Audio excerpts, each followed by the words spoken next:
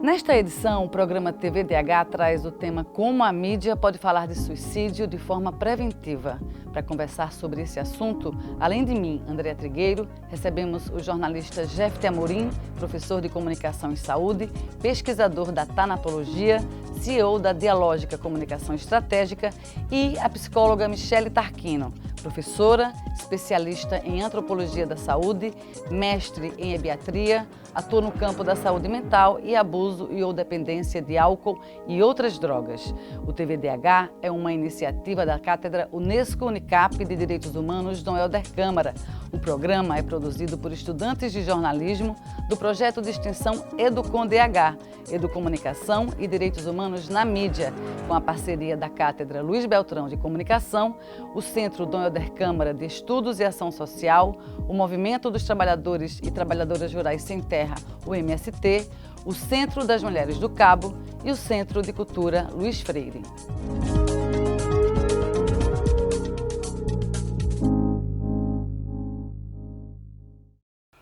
O Sistema Único de Saúde, o SUS, registrou em 2023 11.502 internações motivadas por lesões em que houve intenção deliberada de infligir dano a si mesmo. Esses dados representam um aumento de mais de 25% em relação aos 9.173 casos registrados 10 anos antes, em 2014. Os números são da Associação Brasileira de Medicina de Emergência, são alarmantes e podem ser ainda maiores se levarmos em conta a subnotificação desses casos. O aumento de internações por tentativas de suicídio e autolesões reforça a importância de falarmos sobre esse assunto, considerado um verdadeiro tabu no campo do jornalismo, inclusive com um certo silenciamento de alguns veículos de comunicação a respeito dele. Jefte, Michele, muito obrigada pela presença de vocês. Queria começar com o Jefte. Você acha que a mídia ela poderia ter um papel mais importante, mais necessário no sentido de enfrentarmos esses números para que eles diminuam, Jefte? Como jornalista, qual a tua análise a respeito disso? Obrigado, Andréa. É muito importante falarmos sobre esse tema, principalmente porque, como você disse, é um tabu. A mídia tem um papel fundamental porque o suicídio ele é um problema de saúde pública, é um problema de saúde pública grave e nós podemos tratá-los de duas formas do ponto de vista midiático. Primeiro, um aspecto preventivo, que é a gente precisa falar sobre o suicídio não quando casos de suicídio ocorrem apenas, mas a gente precisa falar sobre saúde mental, a gente precisa falar sobre autocuidado, a gente precisa falar sobre políticas públicas que afetam a população e que atentam contra a dignidade humana, porque esses aspectos são os aspectos também de prevenção do suicídio. E para além disso, quando há um evento, um suicídio em si de uma pessoa mais conhecida, a mídia, via de regra, não veicula notícias sobre suicídio porque existem alguns protocolos relacionados a isso. Mas quando é algo que ganha grande repercussão, uma pessoa muito conhecida, de uma vida mediatizada, isso acaba sendo tratado e muitas vezes é tratado com sensacionalismo. Então é um outro problema. A gente fala sobre como foi o episódio, dá detalhes de qual o método adotado e tudo isso acaba sendo fator de risco em vez de fator de prevenção. A gente precisa falar, na verdade, sobre aspectos daquele caso que preservem qual foi o método, por exemplo, adotado, que preserve a dignidade daquela pessoa que veio a óbito e que trabalhe os aspectos de saúde mental preventivos da população. Porque, dando um exemplo, a OMS trata disso e tem um guia específico para profissionais da comunicação para tratar desse tema. Quando a gente fala dos métodos adotados, aquelas pessoas que já estão em um estágio avançado de ideação suicida, ou seja, estão planejando se matar, elas podem acabar pegando aquela informação como um caminho para o próprio suicídio. Em vez da gente estimular, por exemplo, que aquela pessoa procure ajuda ou falar da importância de procurar ajuda diante de um estado de sofrimento mental. Muito bem. Agora, Michele, esses números, boa parte deles são casos evitáveis, né? Suicídios ou tentativas evitáveis. Fala um pouco para a gente sobre isso. Sim. Em primeiro lugar, obrigada pelo convite, André. É um prazer estar aqui com vocês, com o Jefte também. Existem 4 eixos, né, quando a gente fala da questão do suicídio, que a gente pode pensar. Um deles é a promoção de saúde, né, no campo da saúde pública, no campo da saúde mental. O outro é a prevenção, o outro é o tratamento e o outro é a reabilitação. Quando a gente fala que tem algo aí que pode ser evitado, é porque os dois primeiros eixos, né, que é da promoção de saúde, que aí eu acho que Jeffrey já tocou nisso e traz de forma muito importante, é que a gente tem que estar falando de saúde o tempo inteiro, né? Saúde de forma integral, saúde mental, cuidar de si. E quando a gente fala da questão de prevenção, muitos dos casos de suicídio ou de tentativas de suicídio, eles estão associados a alguma comorbidade psiquiátrica, algum transtorno psiquiátrico. Então, quando a gente tem a possibilidade de chegar mais junto, né, dessas pessoas através de políticas públicas, através da educação, através de... É como se a gente tivesse, de alguma forma, aumentando ali uma rede de proteção. Né? Não somente a gente falar, por exemplo, de fatores de risco, mas a gente também acaba falando de fatores de proteção. E acho que caminha um pouco por aí, nessa direção. Muito bom. A gente vai continuar falando sobre esse assunto, porque no próximo bloco tem o Conexão TVDH, quando a gente traz para essa conversa o olhar de especialistas. Hoje o repórter Jackson Augusto entrevistou Marjones Pinheiro, jornalista, psicólogo e pesquisador da morte e do suicídio. Você vai acompanhar os detalhes já já, porque a gente volta no instante.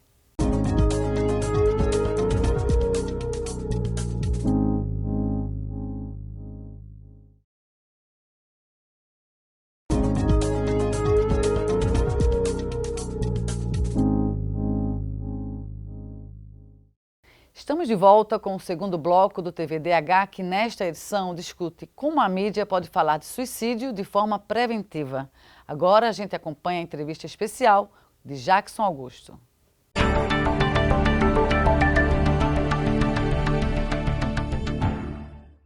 Falar sobre suicídio sempre foi um tabu na nossa sociedade, principalmente para a mídia.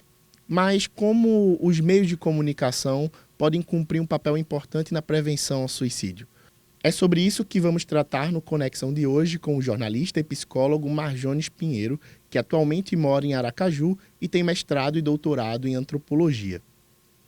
Marjones, muito obrigado por ter aceitado o convite aqui do TVDH.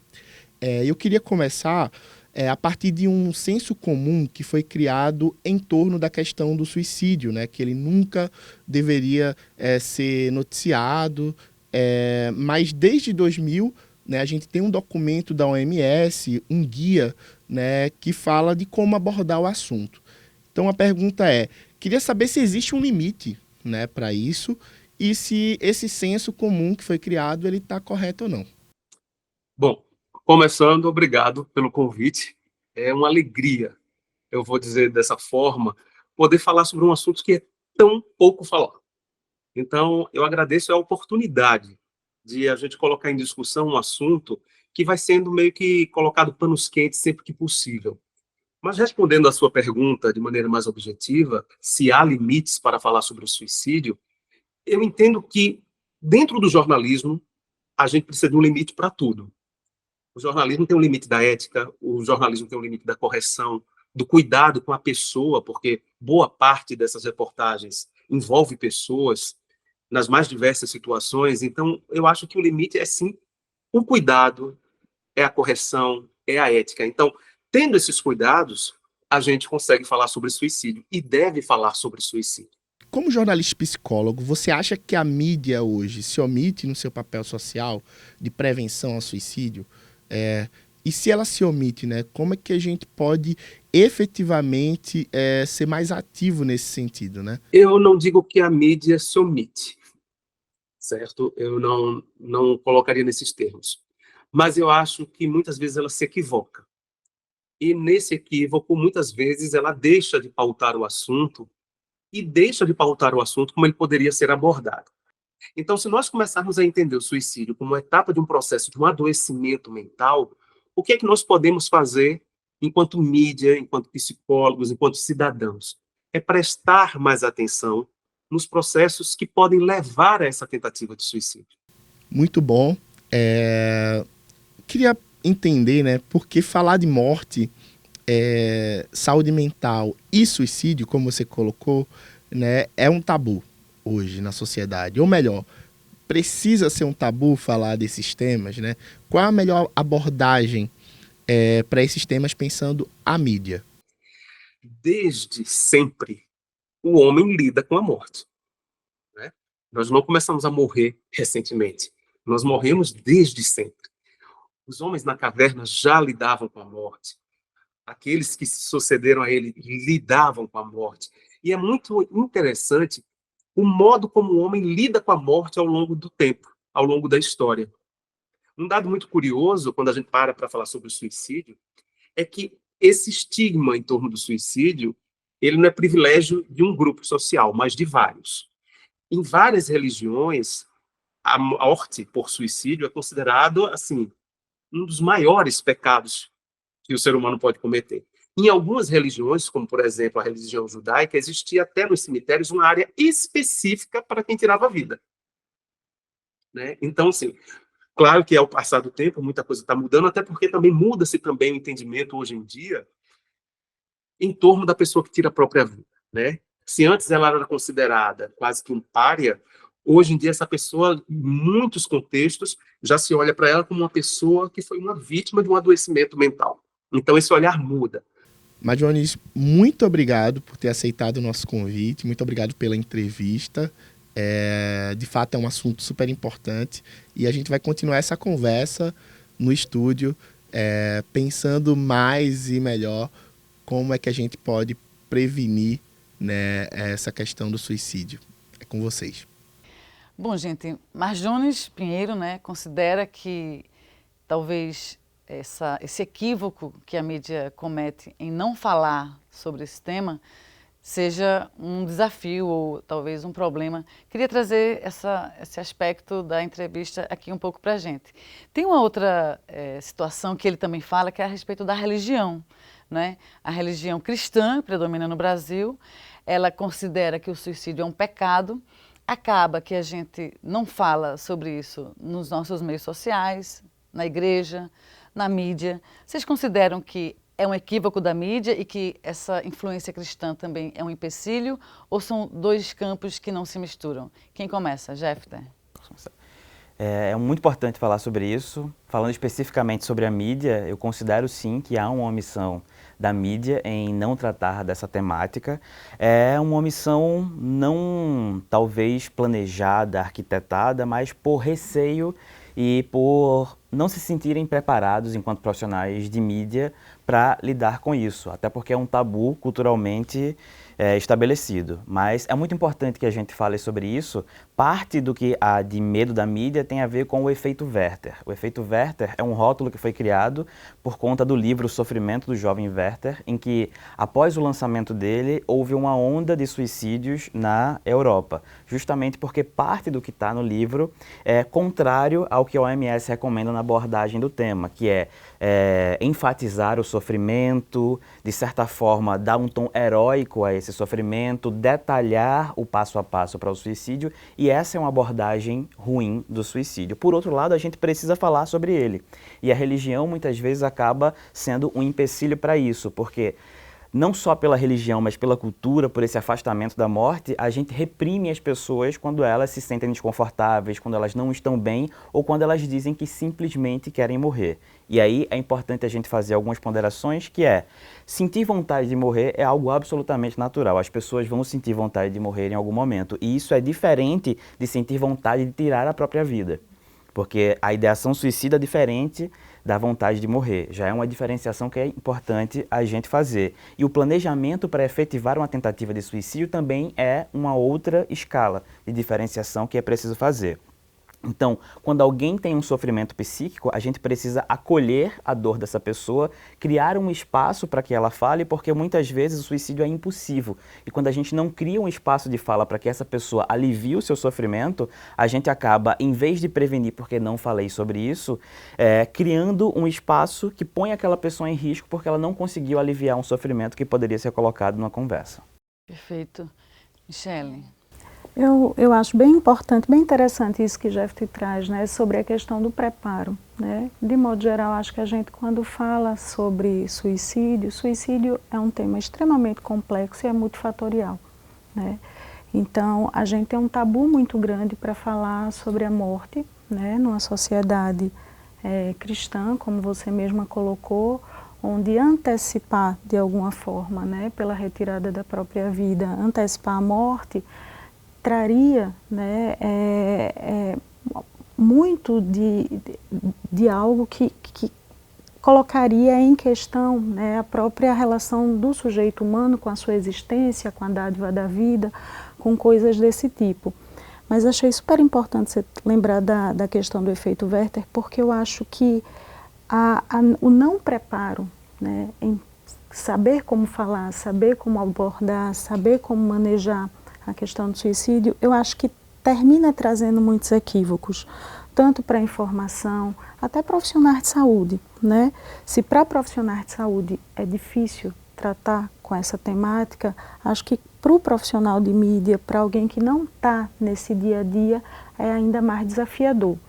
Por quê? Porque o manejo equivocado, ele pode criar exatamente isso que Jeff te traz, que é uma onda de identificação, né?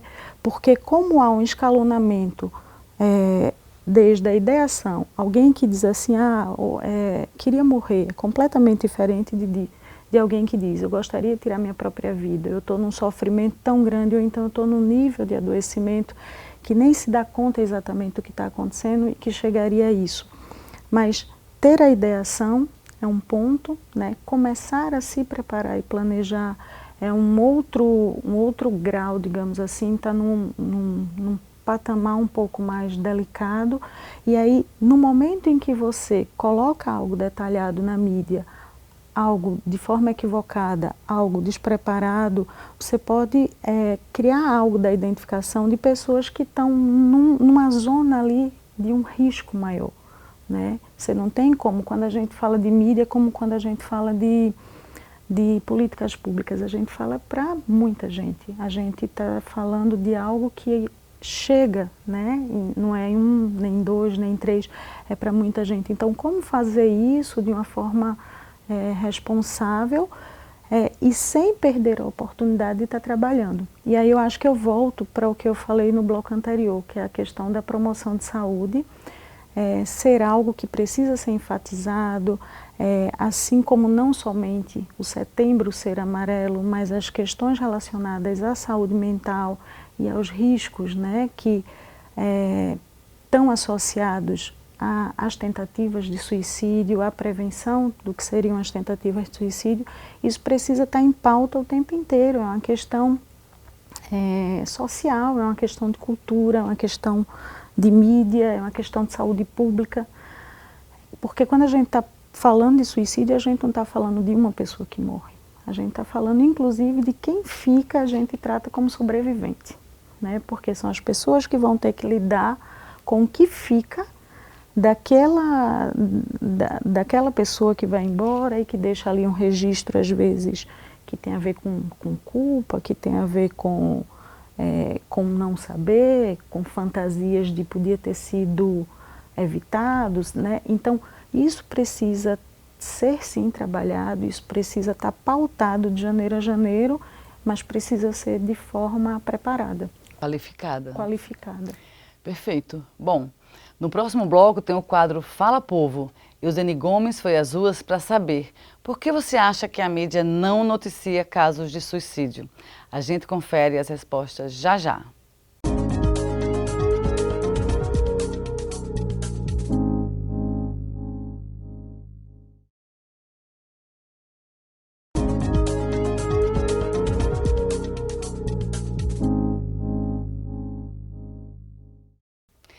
Estamos de volta com o terceiro bloco do TVDH, que nesta edição conversa sobre como a mídia pode falar de suicídio de forma preventiva. Agora vamos ouvir a opinião das pessoas nas ruas. É a hora do quadro Fala Povo, com Euseni Gomes.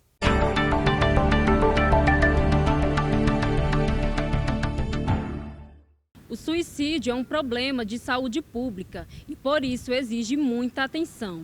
Sabendo o impacto das coberturas midiáticas sobre o assunto e como a mídia influencia nas atitudes e comportamento das pessoas, foram estabelecidas diretrizes por algumas empresas de comunicação para a divulgação dos casos. E você, sabe por que a mídia não noticia casos de suicídio? O TVDH veio às ruas para perguntar.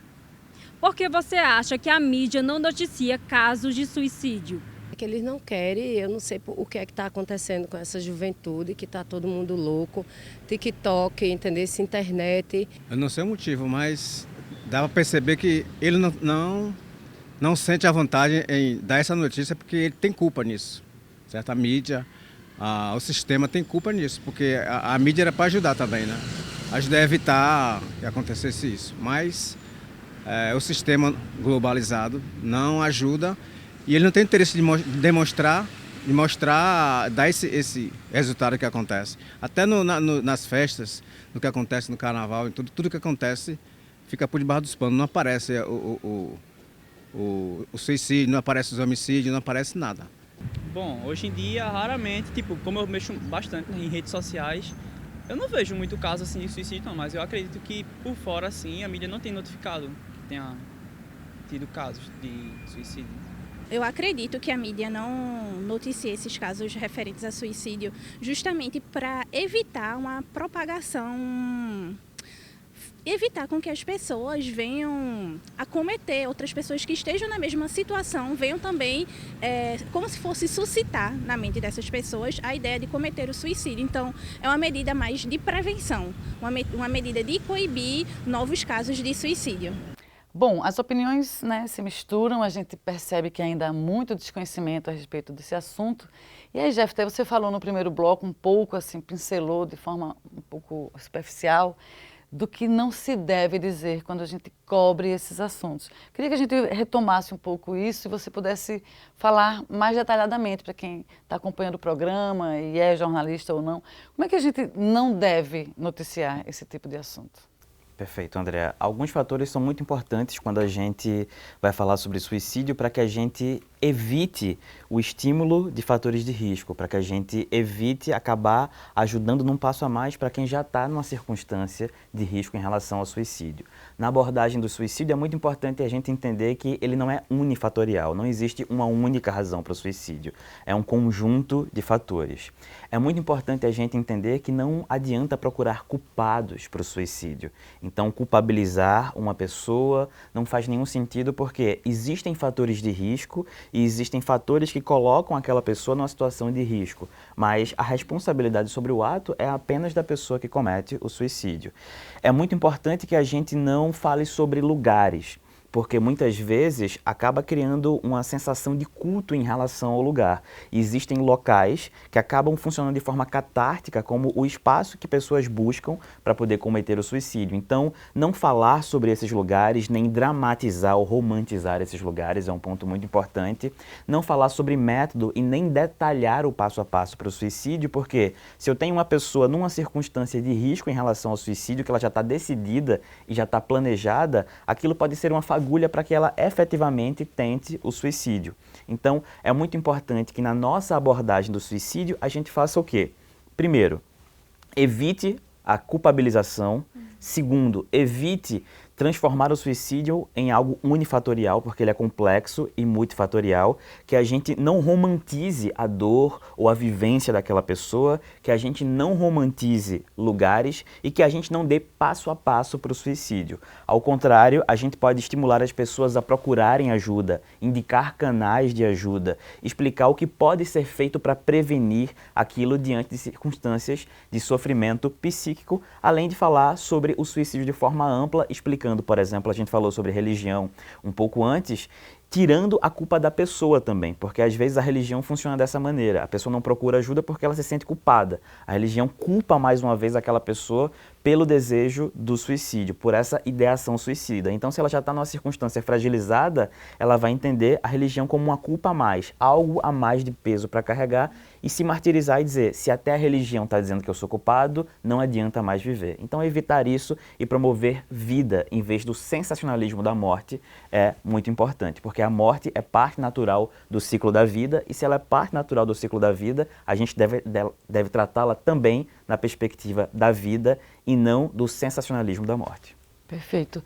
Durante muitos anos, Michele, havia um argumento de que a mídia não tratava do suicídio porque se falasse sobre o suicídio, incentivaria. Assim, é interessante esse argumento porque ele não vale, por exemplo, para a violência, não é? A gente vive abordando a violência de forma, às vezes, espetaculosa, sensacionalista, em canais de TV, enfim, em vários espaços.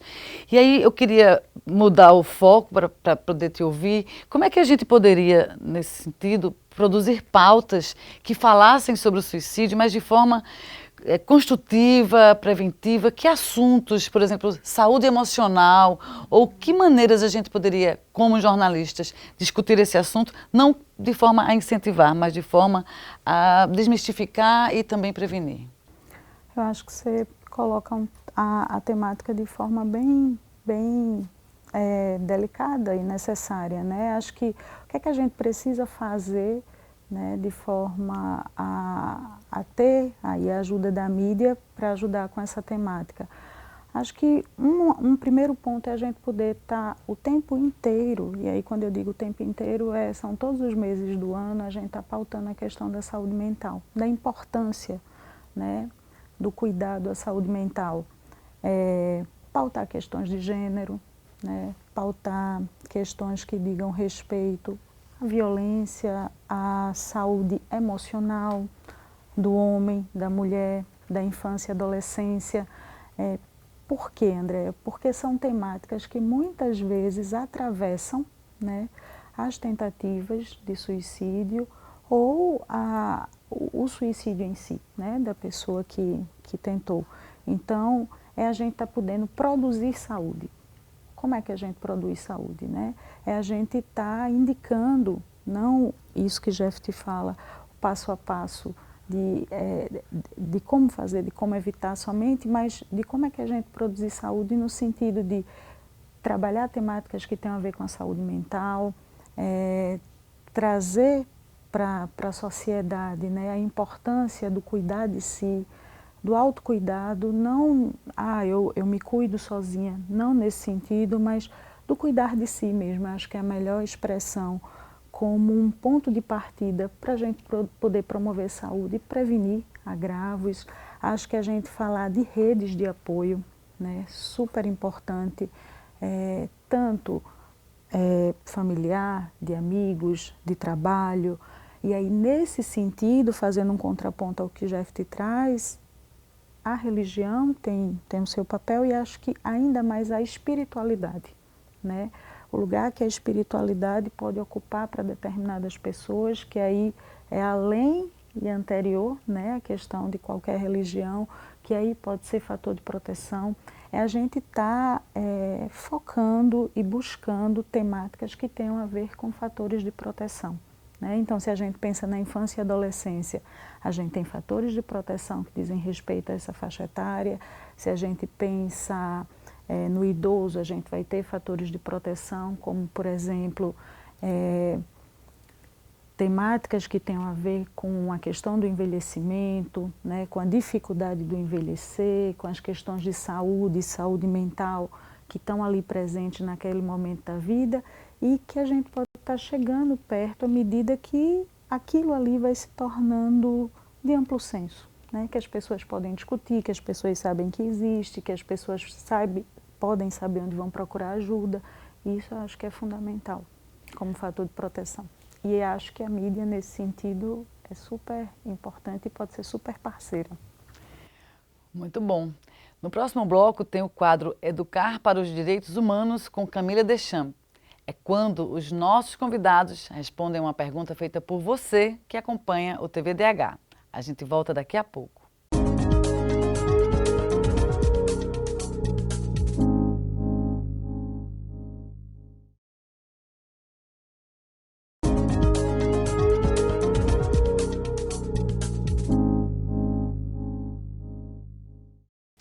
Estamos de volta com o quarto bloco do TV Direitos Humanos, que nesta edição tem como tema como a mídia pode falar de suicídio de forma preventiva. Agora, Michele Tarquino e Jeff Amorim respondem a uma pergunta enviada por quem acompanha o nosso programa.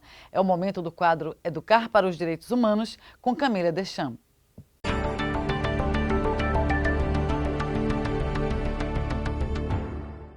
O efeito Werther, proposto em 1974 pelo pesquisador estadunidense David Phillips, é o nome dado ao aumento de suicídios depois de um caso ser amplamente divulgado.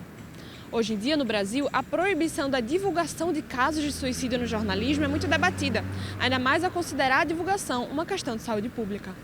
E é sobre isso a pergunta do Educar para os Direitos Humanos do TVDH de hoje, que vem de Malu Silveira, psicóloga e jornalista. Olá, meu nome é Malu Silveira, eu sou jornalista e psicóloga e a minha pergunta é a seguinte: como é que a mídia deve atuar atualmente para desmistificar tabus em relação ao suicídio, atuando como um agente de mudança mesmo, de prevenção e pós-venção a esse problema que é considerado uma questão de saúde pública? A gente agradece a Malu Silveira, que é jornalista e psicóloga, pela pergunta. Bom, quem quer começar a responder essa pergunta? Como é que a mídia pode contribuir para transformar a vida, né, tanto na prevenção como na pós-venção desses episódios? Jeffter. Posso começar falando. Existem alguns aspectos que são muito importantes. Acho que Michele trouxe alguns pontos muito importantes numa fala anterior, que é a gente precisa falar de forma continuada sobre a morte e o morrer, e mais do que isso, sobre o suicídio, falando de aspectos da saúde pública que nós podemos promover para prevenir isso. É muito importante que a gente entenda que o suicídio como fator isolado, ele está conectado à qualidade de vida. Ele está conectado ao acesso à saúde, ele está conectado ao emprego e renda, o acesso ao trabalho, porque, por exemplo, para homens é um fator de risco ainda maior o desemprego, porque existe uma estrutura social que coloca para os homens esse lugar social de ser o provedor. E muitas vezes, diante de uma situação intensiva de dor, quando já há uma fragilização psíquica, quando há um sofrimento psíquico prévio, isso pode ser um fator de risco preponderante para essa decisão.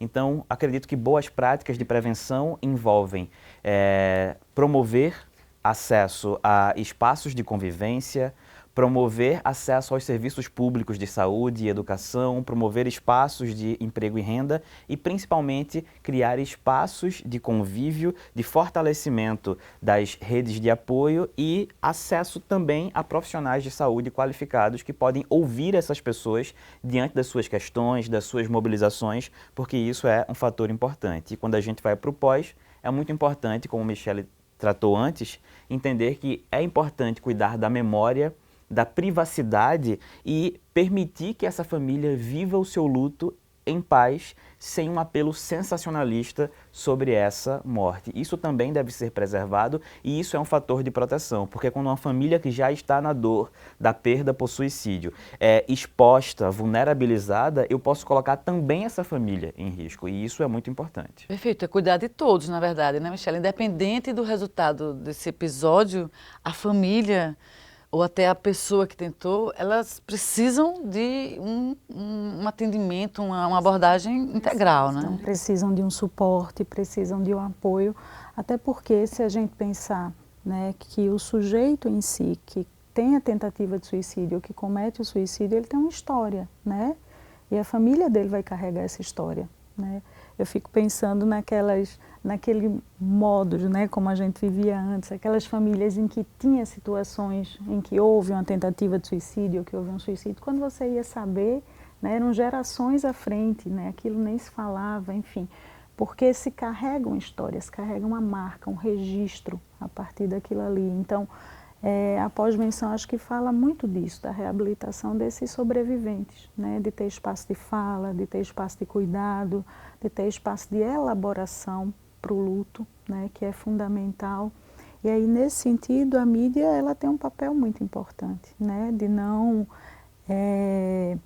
acho que ser demasiada, né? Ser excessiva na informação, naquilo, não sei como é que eu diria, Jeff, de explorar, né, de uma forma que não seja espetaculosa, né? Acho que a mídia, por princípio, ela precisa ser ética quando a gente fala, porque se a gente pensa que a grande parte aí, isso é epidemiologia, Andréa, dos casos de suicídio, das tentativas de suicídio, está associado a algum transtorno mental, algum problema, né, associado à condição mental de um sujeito, a um sofrimento grande, a comorbidades como violência, abuso, se não se trata disso com ética, com informação, né, de forma cuidadosa, isso aí acho que termina inclusive se tornando algo muito complicado, pode ser inclusive fator de risco. Então acho que a mídia tem um papel bem importante nessa prevenção. Perfeita. Bora aproveitar o tempo que a gente ainda tem nesse bloco. Vocês acham que, por exemplo, eu já ouvi algumas críticas a respeito do Setembro Amarelo. A abordagem feita no Setembro Amarelo como sendo algo muito raso ainda, superficial e que não vai realmente no cerne da questão. Rapidamente eu queria ouvi-los a respeito dessa leitura. Vocês acham que o Setembro Amarelo poderia ser mais contundente em termos de mensagem midiática? Acho que poderia. Né? Acho que é super importante a gente conseguir demarcar um espaço, porque é como se fosse um lugar de visibilidade, é assim que eu compreendo, e aí a própria Organização Mundial de Saúde, ela não é Setembro Amarelo à toa no Brasil, né? Mas acho que é pouco para o que a gente precisa fazer. Acho que talvez o Setembro Amarelo fique com aquele recorte que dá uma visibilidade, que às vezes pode transformar inclusive em fator de risco, como a gente vem falando, né? Porque se fala tanto num único mês, mas é super importante que a gente tenha espaço. E talvez por tudo que a gente vem falando, né, tá tratando aqui, como é uma temática muito delicada, né, muito complexa, talvez se não houvesse o Setembro Amarelo, acabasse por se perder ali em outras pautas que dizem respeito à saúde mental, né? A tentativa de suicídio é uma emergência, né? Dentro da saúde mental é uma emergência. E aí precisa ser tratada dessa maneira e a gente precisa ter espaço para ter essa visibilidade. Então, embora não seja somente no setembro, acho que é importante sim que tenha um momento de visibilidade. Jefter, Setembro Amarelo poderia ser mais enfático, na tua opinião, ou está de bom tamanho?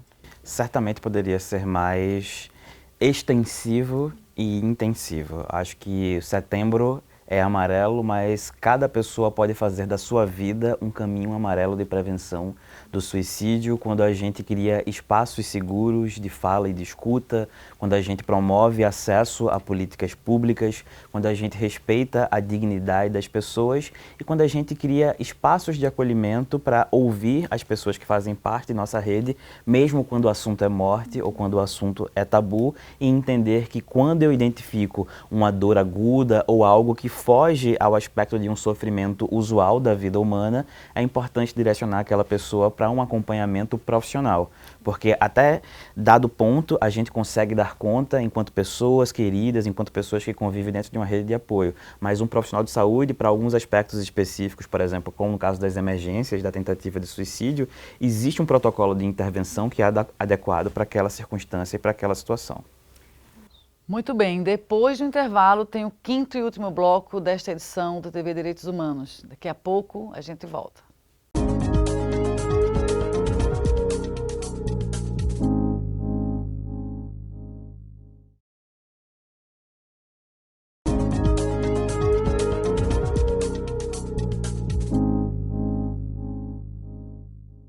Chegamos ao quinto e último bloco do programa TV DH, que nesta edição fala sobre como a mídia pode falar de suicídio de forma preventiva. Para isso, contamos com a presença do jornalista Jefter Amorim, professor de Comunicação e Saúde, pesquisador da Tanatologia, CEO da Dialógica Comunicação Estratégica, e a psicóloga Michele Tarquino, professora, especialista em Antropologia da Saúde, mestre em Ebiatria, atua no campo da saúde mental e abuso e ou dependência de álcool e outras drogas. Bom, é o último bloco, não é o bloco que a gente encerra. E eu queria tratar alguns temas bem específicos de vocês, no caso de Jefter, que estuda tanatologia e também é CEO da Dialógica Comunicação Estratégica.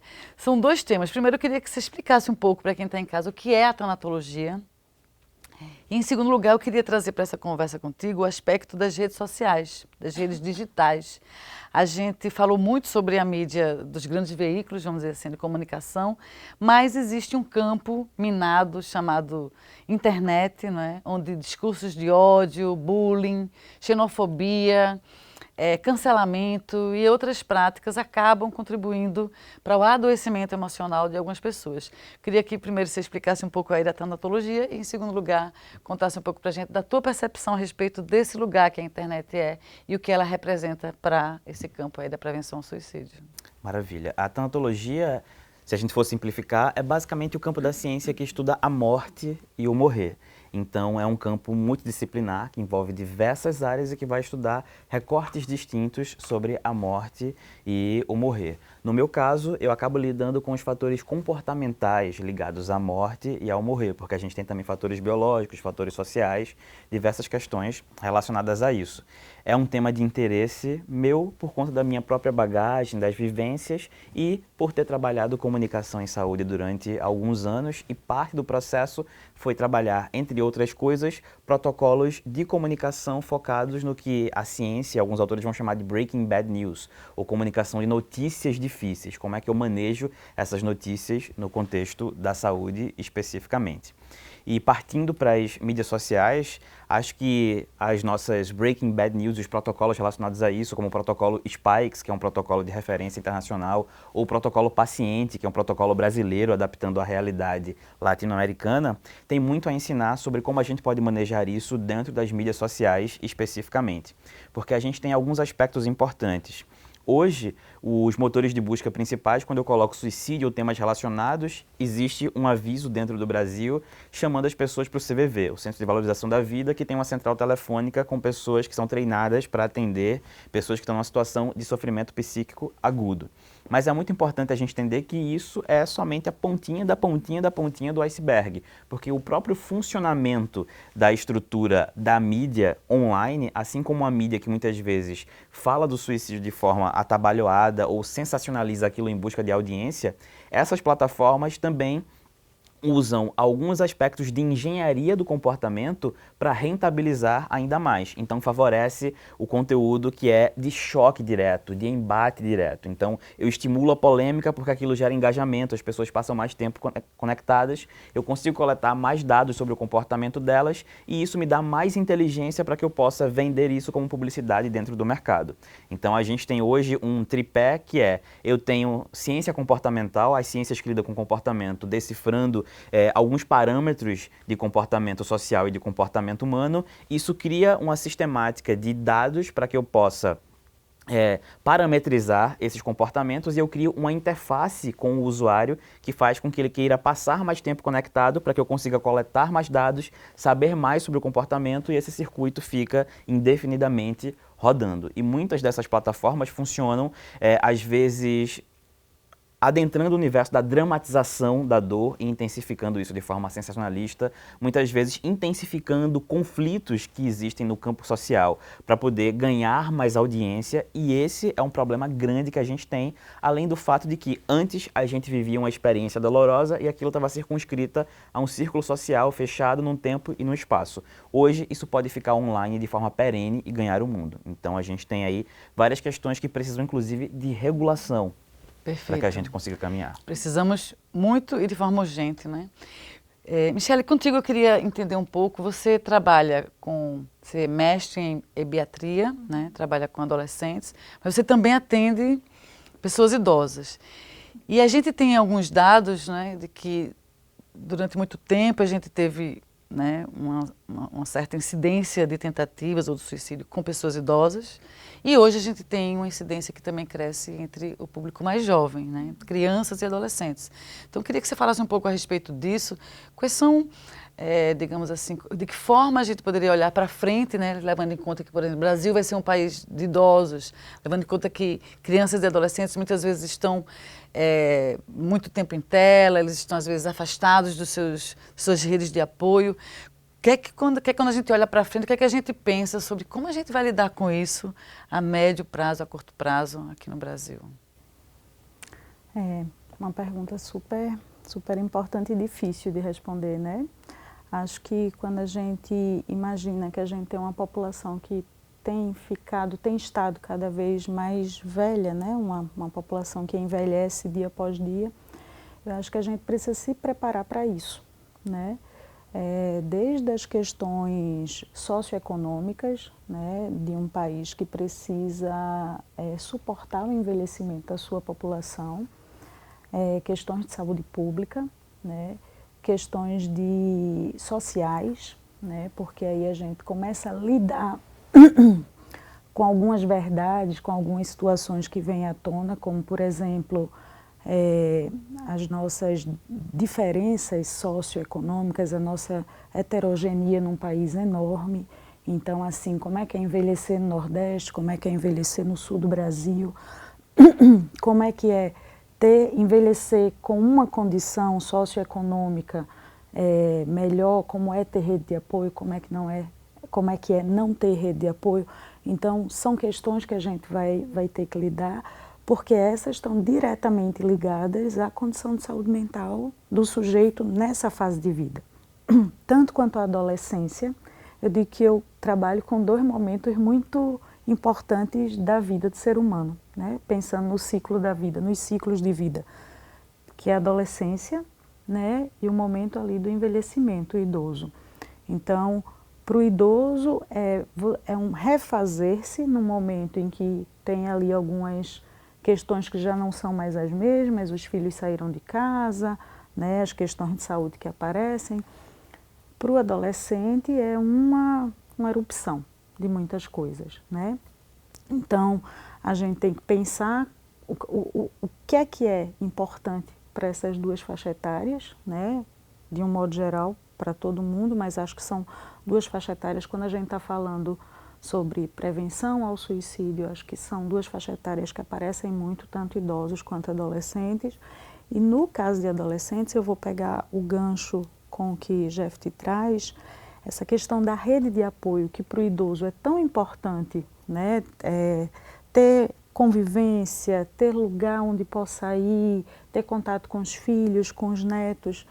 Acho que quando a gente pensa hoje, a gente tem um mundo que mudou, né? A gente tem um mundo cada vez mais tecnológico e que de 4 anos para cá, não à toa, a gente foi se conectando mais e mais e mais, e a gente tem um grupo aí de sujeitos que estão na adolescência, que vieram ali da pandemia, um grupo de crianças que já nascem nesse funcionamento, e a gente também vai ter que lidar com isso. O que é que eu quero dizer? Rede, né? A gente fala em redes sociais, em redes midiáticas, em redes... E a gente, às vezes, está muito distante das nossas redes pessoais, né? Das nossas redes de apoio que são presenciais, que são da vivência, do cotidiano. E acho que isso, por exemplo, é algo para a gente estar muito atento quando a gente fala de criança e adolescente. Como você começou dizendo, né, no início do bloco, essa questão das redes sociais, que é um lugar, às vezes, sem lei, né, sem jurisdição, né, que é difícil a gente, que é perene, que é difícil a gente alcançar. Para o adolescente, às vezes, ela pode ser fatal, né? Porque o adolescente está ali num momento onde ele precisa se identificar, onde ele precisa se reconhecer e ser reconhecido, onde ele precisa ter pares. E, de modo geral, as redes criam a ideia de que a gente está com muita gente, né? Mas muitas vezes o que está acontecendo é que o adolescente está sozinho num quarto, né? É que ele está num convívio de verdade ali, presencial, de poucas pessoas, numa fase que é muito delicada da vida. Então, acho que a gente pensar um pouco nesses desafios de como é que a gente vai construindo e possibilitando estruturas onde a gente possa principalmente conviver em redes que sejam de presença, de suporte, de apoio, né? Que a gente tenha, a partir das políticas públicas de saúde, locais para onde se possa ir quando se precisar, porque a grande maioria da população não vai estar nesse lugar da tentativa de suicídio ou de quem cometeu efetivamente suicídio, mas vai estar do lado de quem precisa ser cuidado, ser prevenido, né? Ter promoção de saúde, né? Então a gente está falando de um grupo importante da população e a gente está falando de um outro grupo que a gente pode estar atuando num momento muito anterior, exatamente para tentar evitar, né, os agravos e chegar num momento mais difícil. Muito bom. Jefter, Michele, muito obrigada pela vinda, pela conversa, pelas informações, pela disposição de vocês. Foi um prazer para mim. Muito obrigado, prazer enorme. Prazer também, fiquei muito feliz de poder ter vindo aqui compartilhar desse tema tão difícil, tão auspicioso e ao mesmo tempo tão necessário. Então, obrigada pelo convite mais uma vez, Andréa.